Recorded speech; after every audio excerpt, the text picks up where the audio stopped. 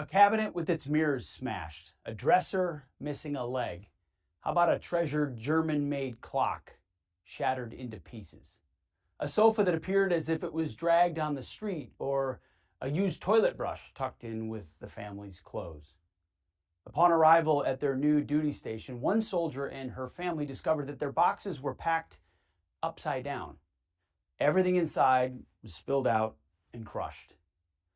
Quote, "I grew up in the military and our things always arrived damaged or packed wrong," said one family member. "We hardly got any money for it." These are some of the stories about what it's like to move when you're serving in the military, or at least what it used to be like when you moved in the military. Last year, as we were heading into peak moving season, I pledged to fix this mess, to make the moving process serve our warriors as it should be. They're the ones who are sacrificing the most, and they're the ones that deserve the best. So we established a task force to assess the problems of the permanent change of station, or PCS moves. We listened to the concerns of our warriors. And so I fired the head of the failing program.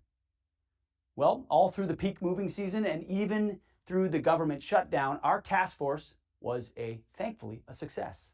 That's why, effective immediately, I'm designating this activity, which is personal property activity, as a Department of War special activity. It will be a permanent solution for all service members who move. It'll be headquartered at Scott Air Force Base in Illinois and established by May 1st.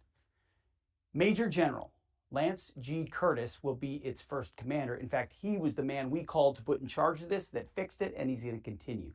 Its mission is to guarantee high quality, reliable, and efficient household goods and vehicle shipment services to the more than 300,000 warfighters worldwide who move somewhere every new year. Baggage and other household effects, they need to arrive on time, and they will. Storage in transit and non-temporary storage will be professional. There'll be no other standard. And if there are failures, our job is to correct it and make it right, not deny that it happened. We'll correct it and make it right. General Curtis will report to me here at the Pentagon, as he has already. And with this order, we're streamlining the moving process end to end, establishing a standard of accountability all across the entirety of the Department of War. In addition, the National Defense Authorization Act, or NDAA, for fiscal year 2026, signed by President Trump in December, includes relocation resources for our military families. So we're funding this to make it happen.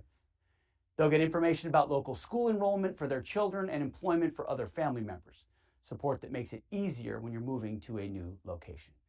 We know moving is difficult for everyone involved, every person in that family. So our warfighters deserve the kind of predictability, accountability, and respect during that process. Brings the stress down and makes it something they can focus on their job. Our warriors deserve the best, and that's what this reform will deliver.